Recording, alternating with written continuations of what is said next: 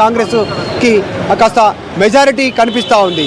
Postal బ్యాలెట్తో పాటు ఈ ఈవీఎంలకు సంబంధించిన దాంట్లో కూడా కాస్త ఆధిక్యత కాంగ్రెస్ కనబరిచేటువంటి సిచ్యువేషన్ కనిపిస్తూ ఉంది. ఇంత ఉన్నప్పటికీ కూడా బీఆర్ఎస్ అదే కాన్ఫిడెన్స్ లెవెల్స్ అట్లాగే చూపిస్తూ ఉన్నారు, అదే కాన్ఫిడెన్స్ వ్యక్తం చేస్తూ ఉన్నటువంటి సిచ్యువేషన్. దానికి రీజన్ సైలెంట్ ఓటింగ్ మాకు అనుకూలంగా ఉంది. బయటికి చెప్పినటువంటి ఓటర్లంతా కూడా, మీడియా ముందు చెప్పినటువంటి ఓటర్లంతా కూడా, సర్వేయర్లకి చెప్పినటువంటి ఓటర్లంతా కూడా వాళ్ళు భయపడో లేకుంటే ఇతర ప్రలోభాలకు భయపడో వాళ్ళు ఓపెన్ అయ్యారు. కానీ సైలెంట్ ఓటింగ్ మొత్తం జరిగినటువంటి ఓట్ పర్సంటేజ్లో బీఆర్ఎస్ కు అనుకూలంగా ఉందనేటువంటిది బీఆర్ఎస్.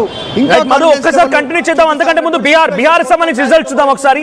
బీహార్ లో ఎన్డీఏ 121, మహాగఠబంధన్ 80 అండ్ ఇంకా జేఎస్పీ జన్సురాజ్ పార్టీ ఇంకా తన ఓటు బ్యాంక్ ని ఇంకా అంటే దానికి సంబంధించి ఒక్కసారి కనీసం 0 నుంచి దాటనలేదు, ఇంకా అక్కడే పరిమితం అయిపోయింది. ఇక్కడ కూడా మళ్ళీ ఎన్డీఏ వైపుగానే ప్రజలు ఉన్నట్టుగా అర్థమవుతోంది. 121 స్థానాల్లో ఎన్డీఏ ముందంజలో కొనసాగితే 80 స్థానాల్లో మహాగఠబంధన్ ముందంజలో కొనసాగుతోంది. ఇక జన్సురాజ్ పార్టీ ఇంకా కనీసం ఒక్క అడుగు కూడా ముందుకు వేయలేదు.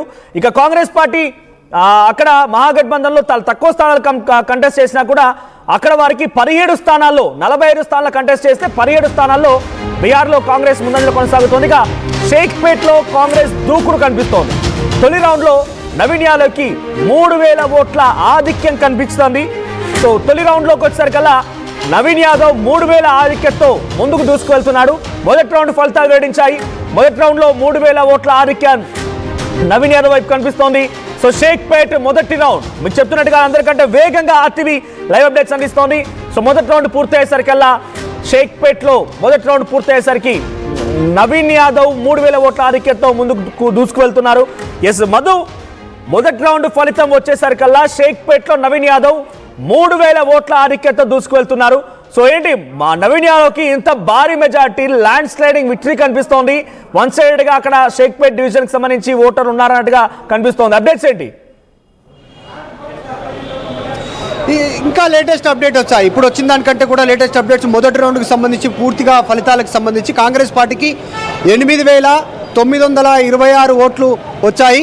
బీఆర్ఎస్ పార్టీకి సంబంధించి 8864 ఓట్లు. అంటే ఈ మొదటి రౌండ్లో 62 ఓట్ల ఆధిక్యంతో కాంగ్రెస్ పార్టీ ముందు వరుసలో ఉన్నట్టుగా తెలుస్తూ ఉంది. షేక్పేట్కి సంబంధించినటువంటి డివిజన్లో ఈవీఎంల కౌంటింగ్లో కాంగ్రెస్ పార్టీ 62 ఓట్లతో ఒక రౌండ్లో ఫస్ట్ రౌండ్ ముగిసే సమయానికి 62 ఓట్ల ముందంజలో ఉన్నటువంటి పరిస్థితి. ఒక రకంగా చెప్పాలంటే ఇది నెక్ టు నెక్ ఫైట్ లాగా కనిపిస్తూ ఉంది. దాదాపు వందలు వేల డిఫరెన్సేషన్ ఉంటాయి. 8000 ఓట్లలో మొత్తం 16,000 ఓట్లకు పైగా 17,000 ఓట్లు పడితే 17,000 ఓట్లలో మొత్తం ఇద్దరు 50-50 షేర్ చేసుకుంటే ఒక 62 ఓట్లతో కాంగ్రెస్ పార్టీ కాస్త లీడ్లో ఉన్నట్టుగా చాలా స్పష్టంగా కనిపిస్తూ ఉంది. షేక్పేట్లో నెక్ టు నెక్ ఫైట్ కనిపిస్తూ ఉంది. డి అంటే డి అనేటువంటి దానిలాగా బీఆర్ఎస్ కాంగ్రెస్ మధ్య. ఎందుకంటే షేక్పేట్ మైనారిటీ బీజేపీ ప్రభావం పెద్దగా ఉండకపోవచ్చు, అక్కడ ఇండిపెండెంట్ల ప్రభావం కూడా పెద్దగా ఉండకపోవచ్చు. రెండు ప్రధాన పార్టీలు, ఒకటి అధికార ఒకటి ప్రతిపక్ష పార్టీ బీఆర్ఎస్ పార్టీల మధ్యనే చాలా స్ట్రాంగ్ ఫైట్ కనిపిస్తూ ఉంది. సో దానికి రీజన్ ఏది, దానికి సంబంధించినటువంటి రిజల్ట్ ఇది. 60 ఓట్ 62 ఓట్లతో కాంగ్రెస్ పార్టీ ముందు వరుసలో ఉన్నప్పటికీ కూడా ఇక్కడ చాలా నెక్ టు నెక్ ఫైట్ కనిపిస్తున్నట్టుగా కనిపిస్తూ ఉంది. మొదట రౌండ్ వారీగా ఈవీఎంలు కౌంట్ చేసినప్పుడు 300, 100, తర్వాత 200, తర్వాత 70, 80 ఇట్లా కనిపించినప్పటికీ తర్వాత రౌండ్లో బీఆర్ఎస్ పుంజుకున్నట్టుగా తెలుస్తూ ఉంది. దరిదాపుల్లోకి వచ్చింది. దాదాపు మొత్తంగా మొదటి రౌండ్ పూర్తయ్యేసరికల్లా కాంగ్రెస్ పార్టీకి పోలైన ఓట్లు 8924 ఓట్లు పోలయ్యాయి కాంగ్రెస్ పార్టీకి. ఇక బీఆర్ఎస్ పార్టీకి 8864, కేవలం 62 ఓట్ల మెజార్టీతోనే కాంగ్రెస్ పార్టీ ఆధిక్యత కనబడుతోంది. సో 8924 ఓట్లు కాంగ్రెస్ కి, 8864 ఓట్లు బీఆర్ఎస్ కి.